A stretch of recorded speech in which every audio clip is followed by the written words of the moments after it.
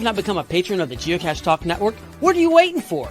Patron levels start as low as a Bison Tube level at $3 a month. To sign up is easy. Simply go to the Geocache Talk website and click on the Become a Patron button, or go to patreon.com/Geocache Talk. Patrons now get the famous Blackout coin, invites to special events, and other really great items throughout the year. Become a patron today. Have you subscribed to FTF Magazine yet? FTF Magazine is the #1 geocaching magazine available. It is a quarterly magazine that you can be part of. Submit your geocaching milestones and adventures to be published. FTF Magazine is also interactive with puzzles to solve and the hunt to find Spartacus. If you can solve the puzzle or find Spartacus, then you will be entered in to win a special pack tag. Every new subscription, you will receive a special swag pack. Subscribing is easy. Just visit FTF's website, ftfgeo.com. Don't miss out and subscribe today. Logwork, the creators of the fantastic logbook, made with genuine Write in the Rain paper. The logbook's designed for the micro containers of the present and future, geared towards the hider who'd rather go caching than doing cache maintenance. Find them at logwork.com. That's logwerk.com. Hello, and welcome to Challenge Talk, part of the Geocache Talk Network. You can watch the show live on the second Tuesday of each month. Feel free to jump over to YouTube, Facebook, or X to watch the broadcast live and join the wonderful and active chat room, or listen to the entire show later on your favorite podcast player or YouTube.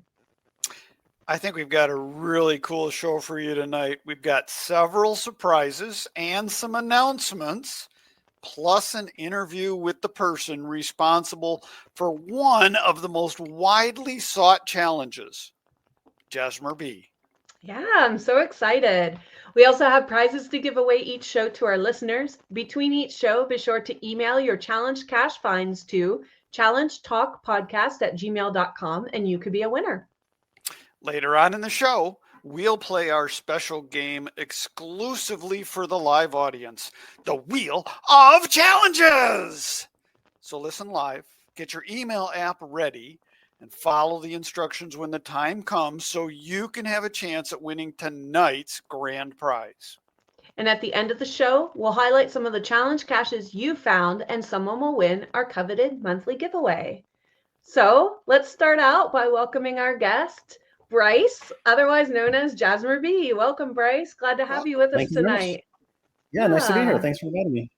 Yeah, absolutely. So we are your hosts, Emily and Tim. And Tim, how's your month been? Oh, it's been very exciting.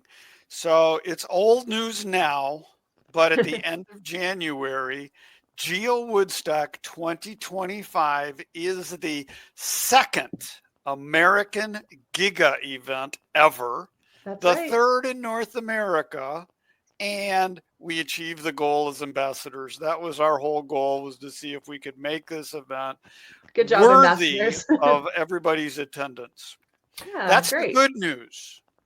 Now, the bad news is that if you're planning to camp and you're planning to go to the KOA, Mother Nature has not been so nice, and it does not look like camping at the new KOA campground will be available. So scramble on finding your hotel rooms because it's going to be a fantastic event.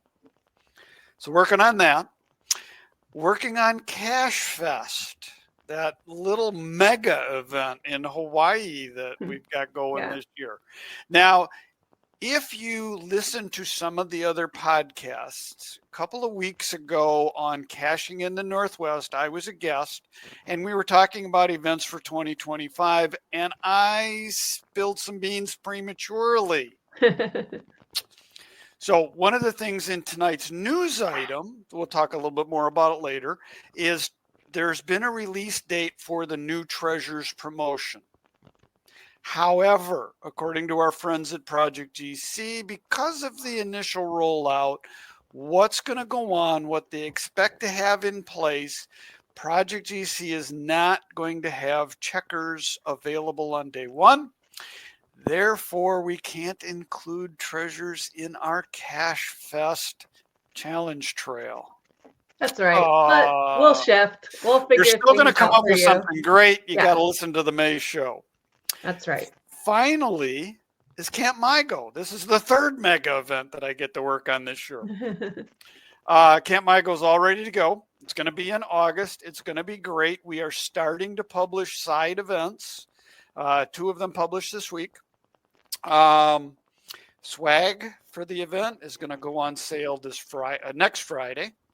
And our camp counselor package, which is a way to help us get some promotion, the announcements out, the camp counselor package will end at the end of February. So if you want to help us out, go to the website, mi-geocaching.org, and help us out with Camp MyGo.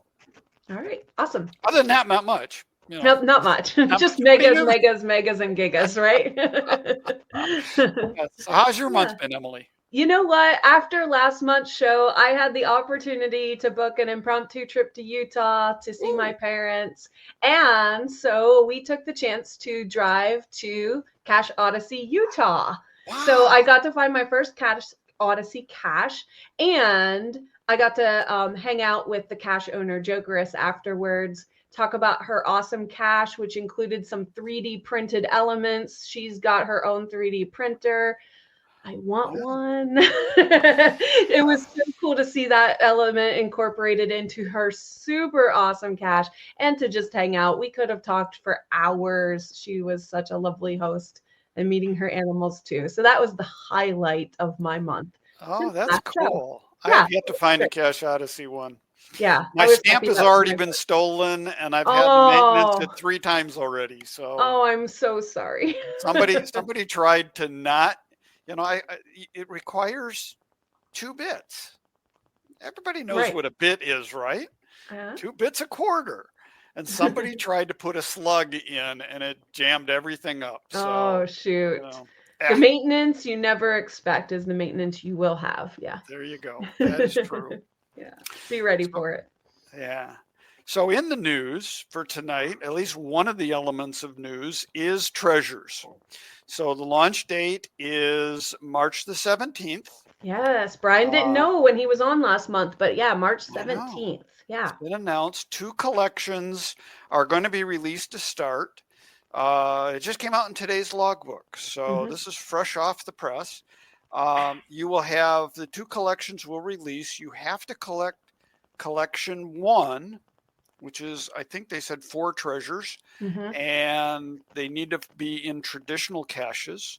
And then you can move on to collection number 2, which is going to be 5, and it'll be a series of easier ones. They have to be less than a 1.5 DT. So a Cache Odyssey cache is pretty good for those in most cases, at least for the T rating. So that March 17th date, I'm like, why is that date so important? And then I realized it's St. Patty's Day.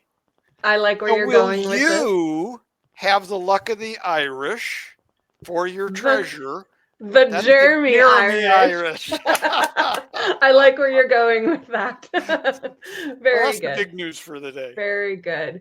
Bryce, a very different angle on geocaching, these digital elements of the game now. So different from way back in the day when we're talking about the introduction of your creation. Yeah, about half the things you're saying are going over my head. I'm like, what all right. Cool, no problem. All right, Tim, do you have any stat updates for us before we get to our interview? Oh, sure, I can do that. So, yes, I did update the stats for the month.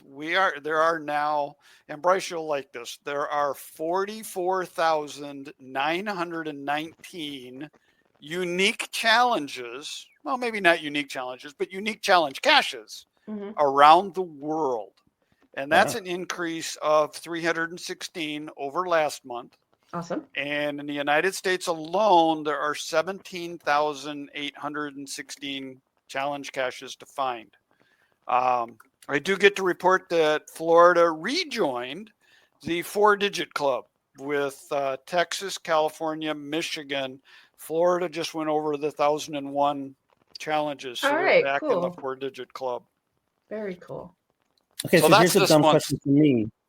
How do you find a challenge cache? Like, what's unique about it? Because back in my day, it was just a puzzle cache. Right. So every challenge cache is required to have the word challenge in the title, which doesn't make it so unique. Anyone can use the word, but also it's required to have a very specific challenge cache attribute. So you can search by that attribute alone, and you will find all challenge caches. Everything else will be filtered out. Gotcha. Yeah. Yeah, they did a moratorium on publishing new challenges in 2017. And if the cache was published before then, it can have the word challenge in the title without it being a true challenge cache. After they came back from the moratorium, you cannot use the word challenge in a title unless it is a challenge cache. So yes, you can search by the attribute. You can actually search by that term and the name. And so you can find them wherever your heart desires. Yeah. All right. Well, I'm very excited to start talking to Bryce tonight. Bryce, I have to start by saying that there's a word that runs through my head or comes out of my mouth every single day because it is my obsession. And that word is your name. I wouldn't know your name without the challenge that you created, but because of it, I am obsessed. I plan my trips around achieving Jasmer challenges. Your name is constantly in my head. Welcome to Challenge Talk. I'm honored. Yeah. Thank you very much. So your geocaching name is Jasmer B. Your name is Bryce Jasmer. Very, very simple there. But the reason we know your name is you created the very first Jasmer challenge, the Jasmer Challenge Northern California edition, which is obviously in California. I presume where you lived at the time. That's correct. All right. So it's a rather unremarkable cache as well. It's like, oh no, I didn't think about it at the time. That's it's all right. in a bad, busy footpath, and it was close to work, and I didn't think it would blow up to be what it is today. Sure, but it's precious and not going anywhere, I presume. So tell us what went through your head, what made you think of this idea, and basically what it is. What did you create? So in that day, which I think was 2007 or 2008, the Fizzy Challenge was the big, everybody knows it, everybody wants to achieve it, and very few can get around to doing it. And I kind of wanted to, I was trying to think, what could I do that would, be an, impressive, challenging challenge to do. And I noticed that one of the attributes of a cache was the date that it was placed. And so it kind of started burbling in my head that maybe if I make one that's, every single month a placed cache was found by you, going back to the start, that would be a challenge that I could publish, and it would, magically get harder and harder every month. And so I kind of had that just going around in the back of my head for the longest time. And I didn't really do anything about it. I knew I wanted to, but the area that I was living was kind of crowded with caches, so I didn't know where to put one. And then I think a spot opened up, like I said, near where I worked, along this bike path. And so I jumped at the chance and put a cache out there and published it. And I was concerned that somebody would beat me to the idea. I don't know why, but it was always in the back of my mind that somebody could come up with this first. And I was like, I got to hurry and get it done. I finally did. And it took, I think the first person to find it got it within a few weeks. Okay. But then it was quite a while before the second person found it. Did that first person qualify? It was like a... They did. Yeah, they did. Yeah. Cool. I don't remember if I made it so that you could write a note or not. I think I might have. Whatever the Fizzy Cache did, I kind of copied their ideas on how they did it. So yeah, I think anybody could write a note, but yeah, you had to complete it to sign the log officially. And back when you created it, like Tim said, it was pre the current guidelines. So were you concerned about the difficulty in someone being able to achieve it? Or you just thought, this is a good idea, I got to get this done? I thought if 5 people accomplished it, that would be, impressive to me. And that's, that was my kind of goal, is just get a handful of people, and they would be the end all be all. And I thought that would be it. I had no idea that it would explode like it did. Right. And also, even on that note, I think it's some people have a little chuckle about this. You didn't qualify for it, which in this day and age, again, is like just not even possible to hide something that you don't qualify for yourself. That was pointed out to me, I think, a few months ago, or on my last interview, I think, that was brought up. I was like, I had no idea. I didn't know if I would ever be able to complete it. I certainly knew that it wasn't in the cards for anytime soon. And then I kind of took a sabbatical from caching for, I don't know, maybe a decade. So it just kind of got farther and farther away. Sure. Yeah, a decade. That's like 120 months that went by to fill that grid. And not to mention the months that you needed before that. Yeah. Exactly. Yeah. So that's a really unique feature of your hide. And also you named it after yourself. Like, was that just a no thought or? Well, funny thing is, it's the second Jasmer challenge to exist. Okay. The first Jasmer challenge, my child, when she was in first grade or maybe kindergarten, she was amazing at like monkey bars and doing all sorts of things on the, in the playground. And so there was this apparatus that was kind of difficult to use, especially at her age.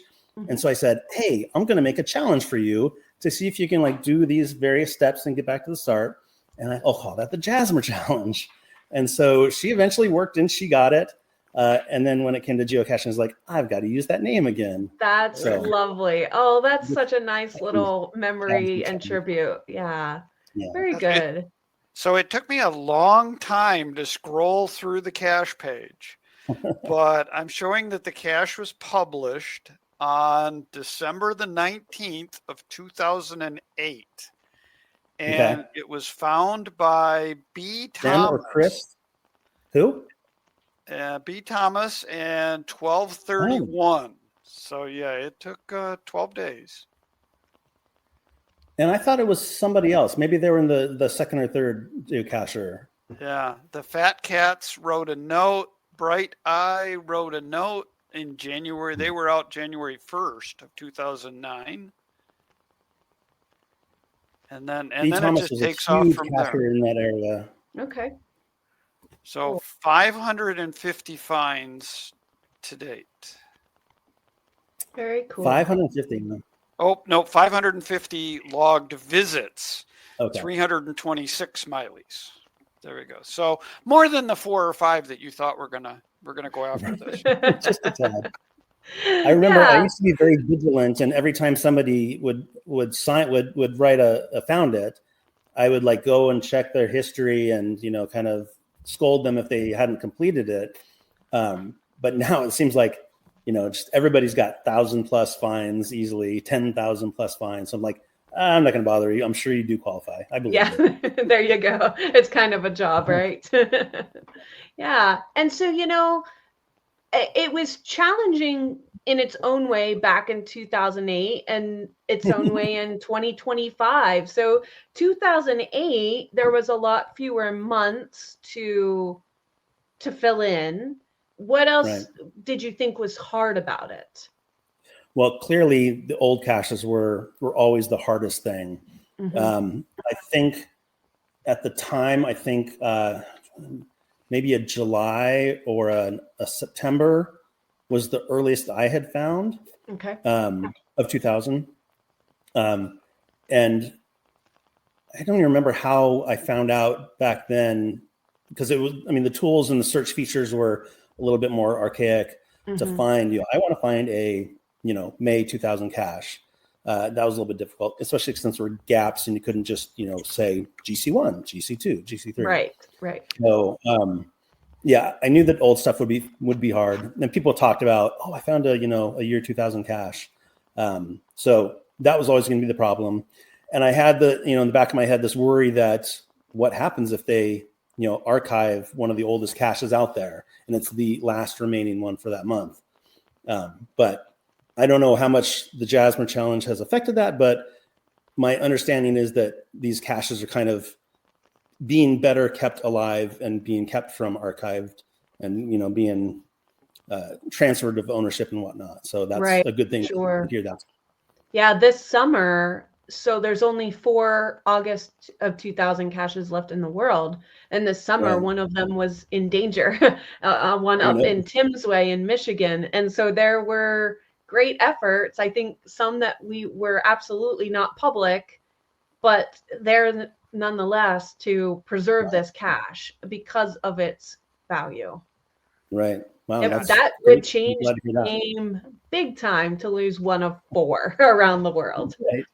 Right. And really any one of them. And I know, HQ has done a number of things over the years to help some of these older caches. There's still a problem with, your cache from 2008. If you go away, what happens to that cache? You are the owner of that cache. If you don't leave specific instructions, HQ really can't do anything with it because there's an ownership issue. And that applies to all of those older 2000-year caches. So, they've tried to reach out to older owners to say, what would you like done? Can we do something with this? Would you want to adopt it? Do you want to stay in the game? How do you want to do this? So they've been working really hard to make sure that legacy is preserved, especially since we're now 25 years into that first cache getting published. Right. So that made me think, you mentioned older tools, more archaic tools. What were the tools you were using at that time? Well, back in the day, the website search capabilities weren't as good as they are today. So even though you had a premium subscription, it was still a little bit harder to find stuff, as I recall. And then the only real tool to use was what I say GSAC. I don't know if it's GSAK, but that's Windows only software. Didn't run on a Mac. I had a Mac, so it was difficult to run that stuff. Yeah. And they had kind of a weird archaic programming language that they, I guess, had written themselves to do some of the macros. And I think, and you had to pay for it. I think it's free now, freely available now. I forget. Yeah, it's been years since I touched it. Yeah. Right. So my understanding is that there are better tools now to process pocket queries, and I don't know if they're all web-based or if they're apps on a Mac or Windows or Linux or whatever. But yeah, I hope they're better because GSAC was very functional but very weird to use. Yeah, I remember struggling through a few things to sort my pocket queries into what I needed. Yeah. I think the tools are much, much better. There's also a website called Project GC that Geocaching Headquarters partners with, and that thing is just a powerhouse. And we've talked about, there's a great tool for hidden month, and you can, check out what months am I missing. You can search by that. How many loops am I trying to fill in my statistics? And then you can, look at it on a map. Am I heading to Michigan? What can I fill in my blanks with? So there's fabulous tools, I think, these days for working on Jasmer and a whole number of other things. When I came back a year or two ago and I picked up GSAC because it was, that's the tool I knew. I worked on some slight, small little macros just to help me find stuff. I had a big new area because I'm now in Oregon. I was in California, and I just wrote some simple, database queries and sorting and scripting, so I could say, show me for each month, show me the closest, placed by date that's available. So that kind of helped me. Okay, I've got 10 years. I've got 120 plus caches to fill in. So that helped me go, oh, here's 10 in a cluster, go work that area. Oh, go up to the neighboring big city, up north, and go find some up there. So good. Yeah, so where are you at in your Jasmer progress? I should have looked that up. That's right. I did make it up to Portland, and I got GC12. All right. And that's a bit of a hike from a sketchy parking place near some some like target practice. It's like Forest Service Road almost. Yeah. Tons of scattered debris. And then like nobody was there. I parked and I had to walk like a mile and a half through some really, undefined tracks, I guess. And on the way back, I saw a couple of people carrying GPSs, and I'm like, "What are you guys doing out here?" The Jasmer challenge, the Jasmer qualifying. I'm like, "Oh yeah, GC12." So I think I have 5 in 2000 to get, and then I believe that it's all just from the last year or so. All right, fabulous. You made a dent in that big time then. What's that? Yeah. You made a big time dent in that.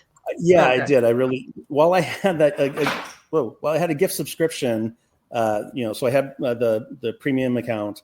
I downloaded all the time, and I wanted to get all that done as much as I could in that period. So. Cool. The Pizza Ninja, who's in our network, says, when Bryce completes his Jasmer, we should have an epic party to celebrate.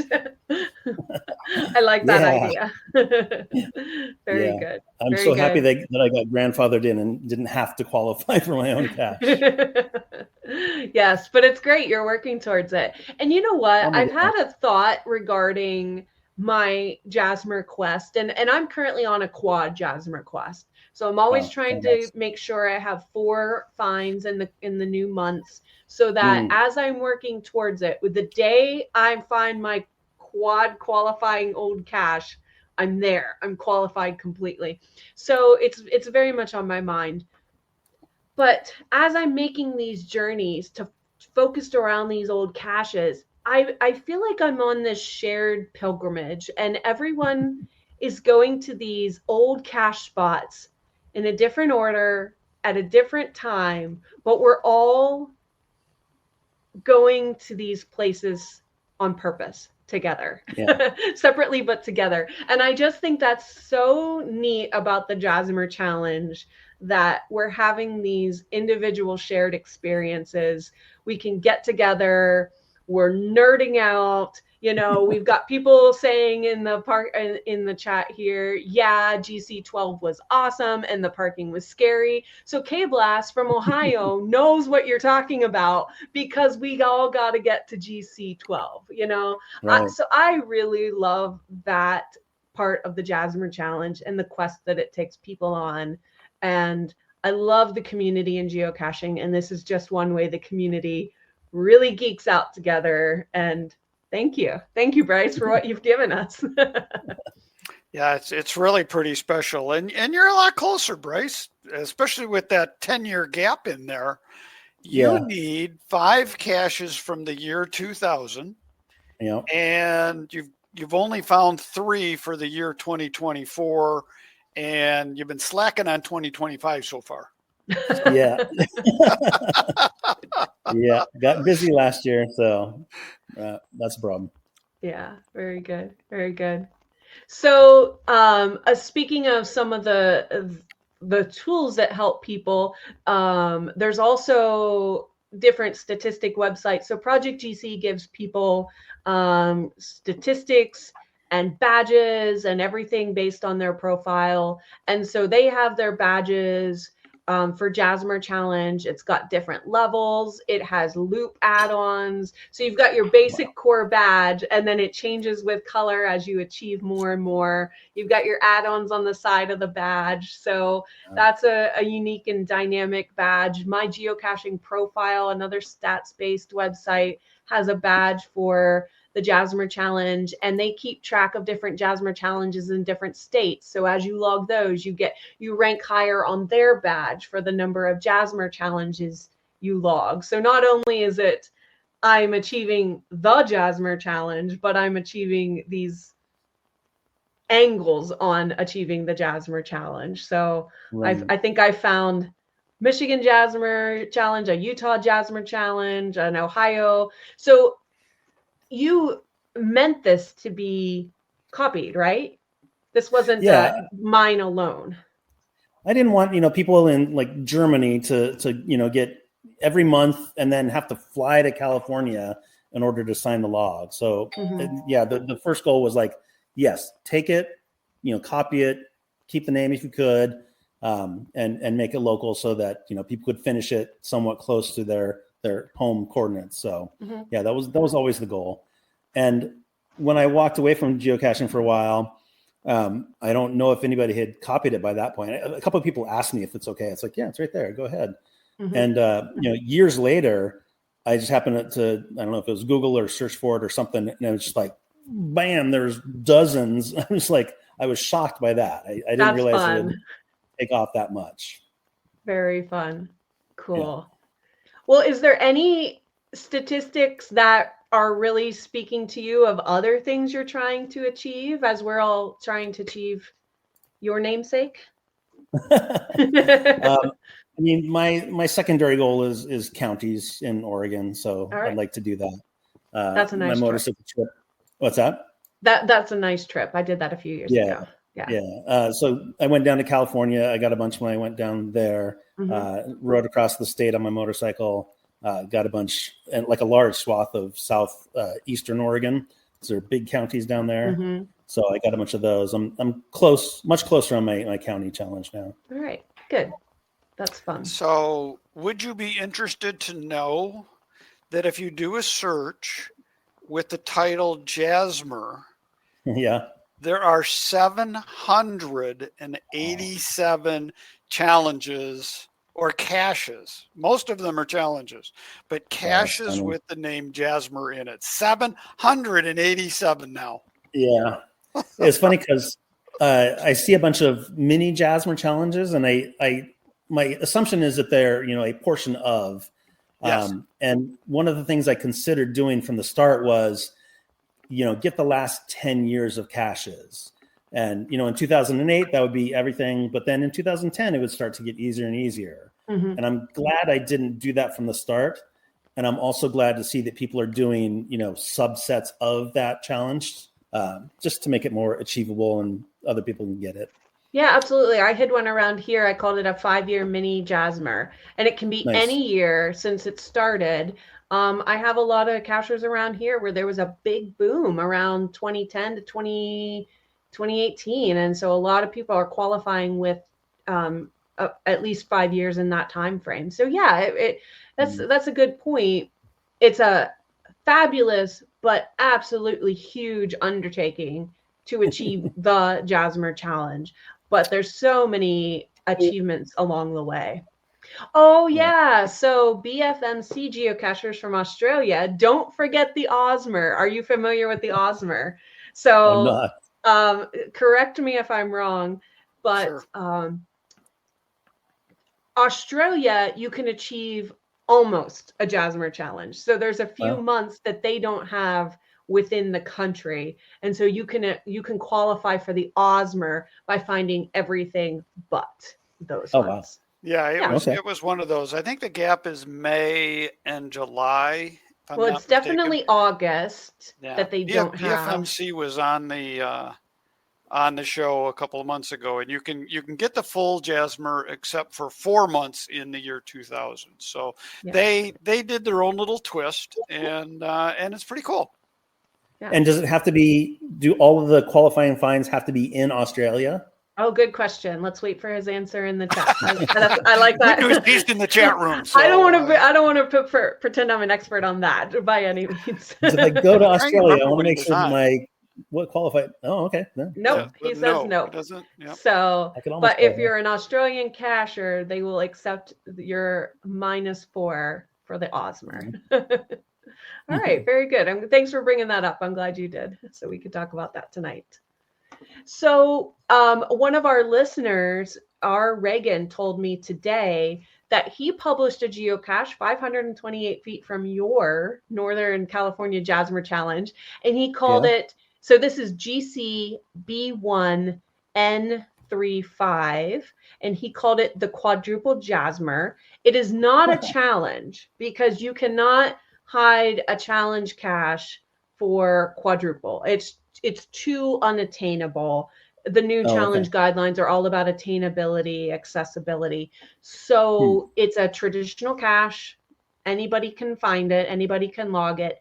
But he asks you to toot your own horn about where you are in the Jasmer challenge. And if you achieve quadruple and find his cache, he'll add your name to a running list on his cache page. So this is a neighbor of your cache. And I just thought that was a neat twist. Yeah. We were talking about maintaining older caches and whatnot. And I like I said, I kind of put it in a very nondescript place with a not so interesting cache container. I've always wanted to move it, but of course you can't move your caches by very far. And so I was like, maybe if I moved it like 528 feet, like every month, I could eventually get it to Oregon or to a better I love this. I love this. Is it still the Northern California edition if you do that? Or at least maybe I could put it in a nice, hiking trail or somewhere out in the wilderness and not this boring. Well, unfortunately, with the new guidelines, if you move it, it doesn't qualify because you don't qualify, so it can't be republished. So even moving it, you don't qualify. Wow. Moving it might be a problem. Yeah, that would be. That's funny. Well, and that made me think of another thing I was going to ask you. Do you have any thoughts based on the preciousness of old caches of the concept of preservation versus refreshing the game board? Yes. I've heard about this recently. It sounds like a great idea to refresh the game board. I know that, things are crowded and not moving along, and definitely things are getting stale. So I am a proponent of refreshing the game board, but yeah, clearly it has to be some balance of keeping some of the. I'm not going to brag or anything, but it's not a better cache or an older cache, but there has to be some balance there because there's definitely some boring caches that are taking up space that could be tired. used. Yeah, and they're not gonna make or break. I think the community has done a good job of collectively placing value on certain caches. And then those are the ones, like we alluded to earlier with the Michigan cache, that it's recognized. This one is one of value versus, that one, 2010 was 15 years ago now, but we are not going to hurt the game by getting rid of this old, tired cache that no one has found in 5 years. It's funny. I had a friend who expressed some interest in geocaching. So I said, hey, I'll take you out. And so, she drove around. I put together a list of caches, did kind of a little, hour long, went south for an hour and then came back and found some caches along the way. At the end of the day, I'm like, we found some really quality caches today. They were just excellent. And then it dawned on me. It's like, oh, right. I specifically queried for favorite equals, greater than or equal to some number. And it's like, oh, no wonder they were so good. They were all beautiful caches, challenging, nice places. It's like, okay, yeah, that's a good thing to have. That's such a good point. The favorite points will probably lead the way on deciding what's quality and what can be refreshed. Yeah. Right. They can be. I mean, sometimes just because a cache is old, it'll garner a lot of favorite points, and it's maybe not really a favorite. There isn't anything special about it other than it's old. Right. So you're right. Sometimes they do, sometimes they don't. But I know our friend GSM times 2 is a big proponent of that. And he's like, look around. If there are 5 from July of 2005, and this one happens to be a pill bottle that's wet and mushy and moldy, it can go away because there's 4 more that you can find. But like we've said, if it's in August of 2000, there's only 4 to find. So they can't go away. They're really very precious. So I don't hesitate to report caches that are, more difficult to find or have definitely had a lot of DNFs on them in the recent past. I'm like, hey, I don't think this is here. So I don't feel guilty about reporting them and seeing what happens to get closed out likely. So no, I don't think we need to feel guilty about that. That's a good point. No, not at all. Yeah. No.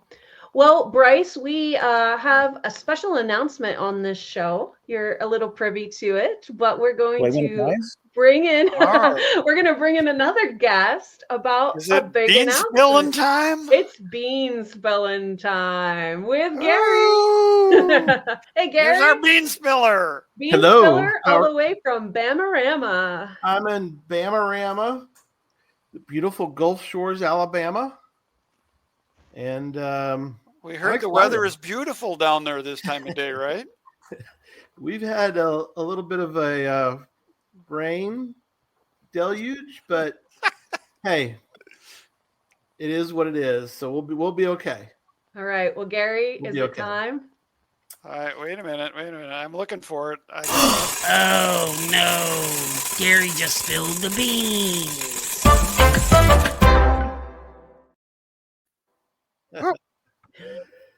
So real quick backdrop on what I'm about to show you. We had discussions about, there have been a few, and Bryce pointed some out before pre-show, which was cool. He had a really cool one. Oh yeah, we'll have to show that in a moment. Yeah, but there hasn't been a lot. HQ has a Jasmer coin, but it's kind of, I don't know. I don't want to bag on that too badly, but it was sort of. It's nice. It's small, not exciting. So we decided that something of this magnitude that Bryce put together needs to be bigger. So we commissioned Chris Mackey to design for us a new coin for Jasmer, and we have created right now we've created 3 loops of the coin, and these are massive coins, by the way. So this is loop 1, but they're big coins. I can get something else to show you how big this coin is. But a banana, maybe. Go ahead. Do you have a banana? Yeah, where's your Bamarama? Yeah, and then there's the loop 3, which is really cool looking. It's got a little purple on it. A little purple. And the backs are amazing. I mean, you can look at the back for, an hour and still see something you haven't seen yet. Because it's a Mackey coin, yeah. Yeah, it's a Mackey coin. So we have all 3. They are now available. They're in the store. And if you're a patron for the next month, you can get 15% off. And so that helped. 15% off your whole order. Now the coins are $25. They were a little more expensive to make, as you can imagine, and so we had to get them designed. But we're really excited for these. Yeah, everybody said, "Where's the loop 4?" There aren't a lot of people who have completed loop 4. Number 1, and number 2, yes, they're trackable. Yeah, they all have trackables on them. Where are they? Yeah, they're on the edges. So I just dropped one almost on my foot. These things are heavy.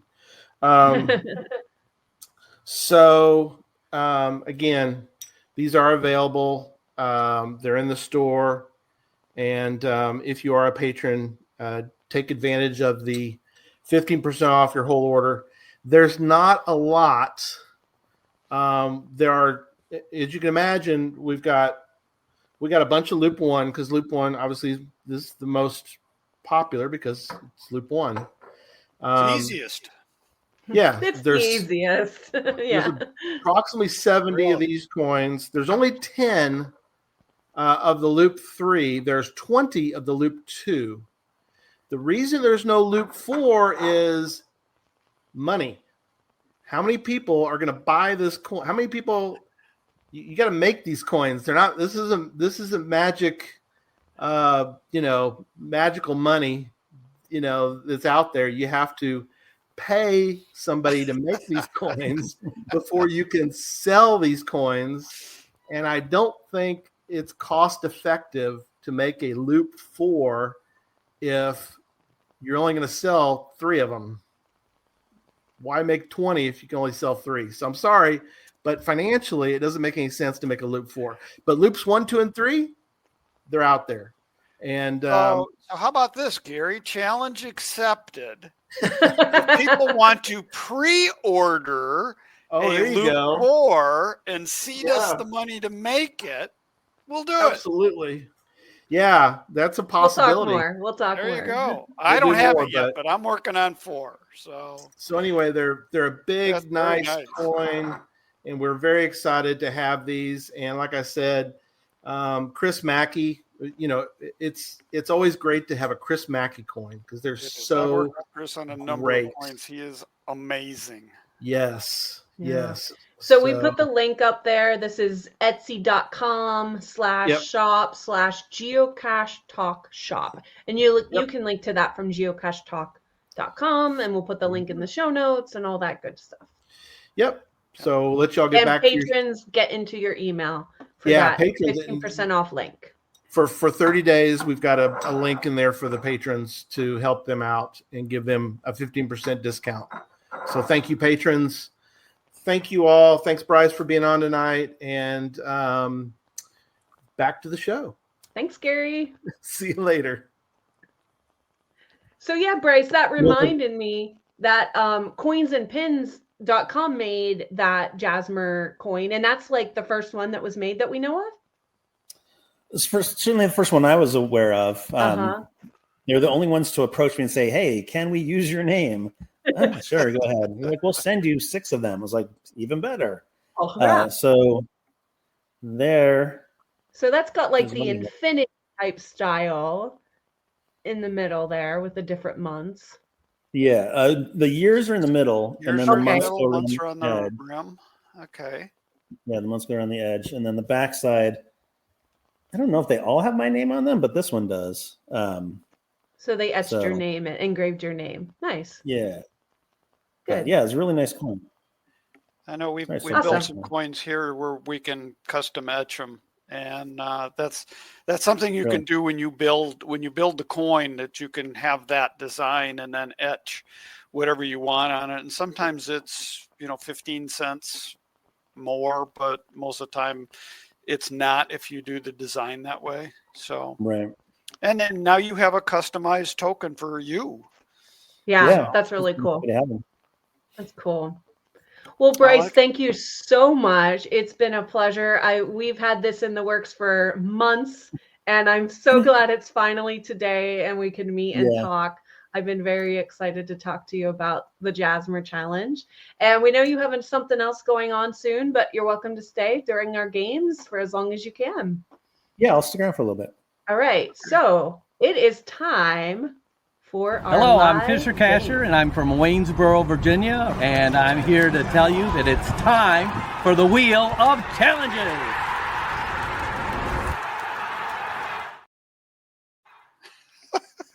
Love it. All right.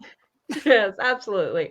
And for the Wheel of Challenges, one live viewer each month will be selected to face off against the wheel to have a chance to win the grand prize, a 1-year membership on Project GC. And we just ask that you limit yourself to 3 lifetime wins. So to enter, send an email with the subject containing "spin me" and your username in brackets with your answer to this question. And again, this is to challengetalkpodcast@gmail.com. And your question is, what state was the first Jasmer Challenge in? So I will go to our email and see who is the first correct person to answer. And usually these come in really quick. And again, Bryce, it's such a great pleasure to have you on. Yeah, no, don't spill any more beans on this one. That's okay. It is awesome to get a chance to talk with you and learn, just how this idea popped into your head and what gave you this. And it does, I think, between Fizzy and Jasmer, these are the 2 most popular challenges that everybody wants. Everybody tries to achieve. That's right. All right. Well, we have our first correct answer.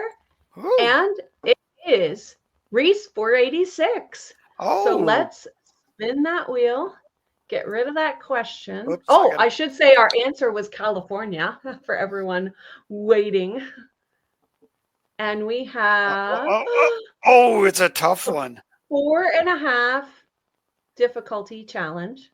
The well-rounded traditional cashier. GC 7. I've lost it. I can't see little print. All right, GC 7B 2RV.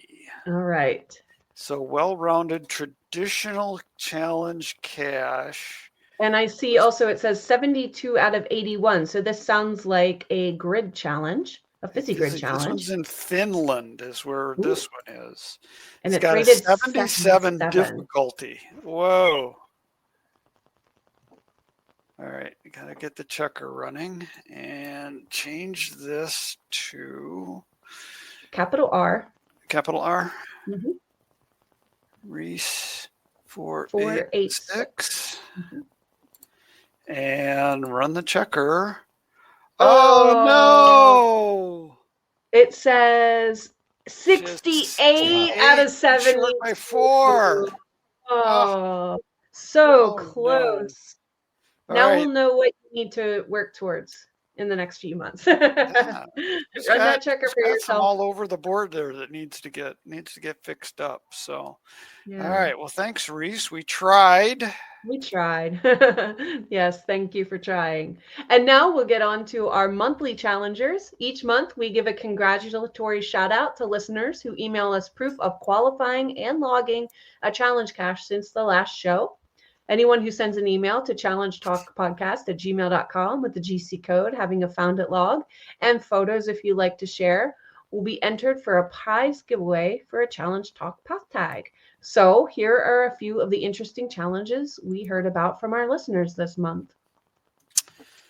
And see if I can get this. The first one was sent in by our friend, the Cheeky Brit, and it is GC6JV7B.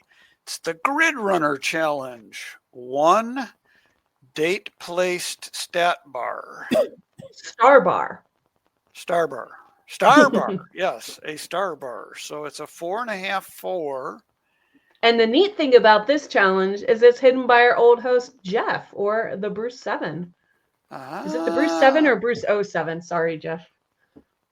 Yeah, the Bruce O. Just the Bruce O. Who knows about 7? Whatever.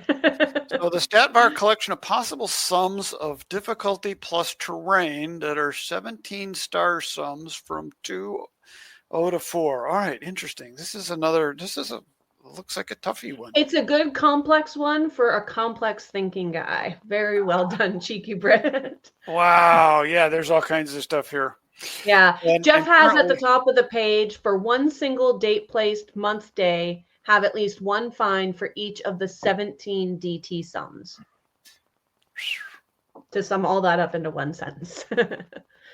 Okay. I think it's higher than a 65, but it also shows that I don't qualify. So yeah. That's amazing. All right, next. Next, we have a submission from Bloody Cool. Is that the one we've got up? Yep. All right. So this is GC A31E8. Buffalo Run Challenges, 22 caches of 8 icons mystery cache. So you need to find 22 caches for each of the 8 icon types. Oh, okay. That are specified here. Yeah. What's the difficulty on this one? This one's a 55. Okay. So it celebrates the year 2022.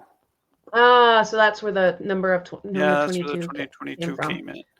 All right. All right. And from Reese 486, she said. Wait, what was that, Bryce? What was the difficulty on that one? How was the difficulty calculated? Oh. I think it's people's opinions. No, it is not. It is. Oh, you mean the difficulty on the checker, like the number 55? Yeah, that one. Yeah, that is a whole programming thing that I don't understand. But it's calculated based on, Tim, maybe you should take this. I'm going to try to remember it because there are 3 elements to it. It's the number of cashers in your area that qualify, the number in the geographic region, like your state, the United States, and then the world that qualify for that challenge based on that's neat. E. And so it's an algorithmic formula that back in the day, Project GC never intended to get out. Has gotten out. And so we look at it and go, why does this challenge look the way it does? And there's some that like our county challenges here in Michigan that have a 80 or 90 score only because only Michigan cashers can qualify. Whereas one like this one, most any could qualify. Okay. So that's neat. I like that. That is something new. BFMC Geocacher says qualifiers in the surrounding area is the short version. And K-Blast says it's determined by geocaching hamsters. Yes, that is true. Because I've read the formula and I've tried to understand the formula, and it gets so complex that I can't get there. I can't get there from that. So here's our next one from Reese 486, and it is Arkansas's Jasmer Challenge. Congratulations. 42 K2F. It's a traditional Jasmer, and it does require 1 find in Arkansas. I noticed on that cache page. Okay. Yeah, and she said that she, Jan6100, and Ubu qualified on December 31st with Louisiana's oldest, but the calendar flipped before they could get home and make the find on the challenge cache. So on January 25th, they headed out to claim the Smiley, but first stopped to find a January 25 place cache. So they requalified, then went and claimed the Jasmer Challenge. And she says, woohoo, challenge accepted and challenge completed. And there's a picture of the Happy Clan who found their Arkansas Jasmer Challenge. Very, very cool. Yeah. And the GBs, they found, I think, 150 challenges in the past month. So we've picked one. This is pretty cool. GCAN55H, first challenge cache in Barbados. Says there are currently 4 cache types, excluding lab caches, on the Isle of Barbados. To qualify for this cache, one must have found at least 3 types. So definitely a fun way to spend your vacation. That's what I would do. I would clean up an island if I could. Me too. That would be amazing. Yeah, very fun. So thank you for your submissions. Please keep sending them in. We love to hear what you've been up to. And congratulations. We have another one of those unique shows where one person played everything, and our winner is Reese 486. So we got you on 1 prize tonight. So congratulations. 1 out of 2 isn't bad. We'll be in touch to get you your Challenge Talk Path tag. All right, so that's everything. Again, Bryce, thank you so much for being with us, sharing your story. It's nice to meet you. And I promise it's not you I'm obsessing about. It's the challenge. All right. And remember the next show is the second Tuesday of March, which is March 11th. And show notes will be posted shortly after the show airs in the video description and linked in the podcast description. Now, we know that there are lots of events upcoming. Have you gotten your first block party yet? No, Emily? It might not be till September. Yeah, for me. Mine won't either for a while. But if you see Emily or out, remember, we're B&J Bish from Orlando. Challenge accepted. Challenge completed. Challenge completed. Say one of those magic phrases, and we may have something for you. That's right. So we want to thank everybody for listening, being a part of our show, submitting your things. Thank you so much. Once again, thanks to Bryce. And thanks, Bobby. Got here? Can't Bryce enough. Yes. The Jasmer Challenge takes you to some really amazing places with those year 2000s. Yeah. Hi, Emily's mom here, just popping in to say thanks for watching today. So remember, it really is not about the numbers. It's about the challenge. Challenge accepted. Good night, Good night, everybody. everybody.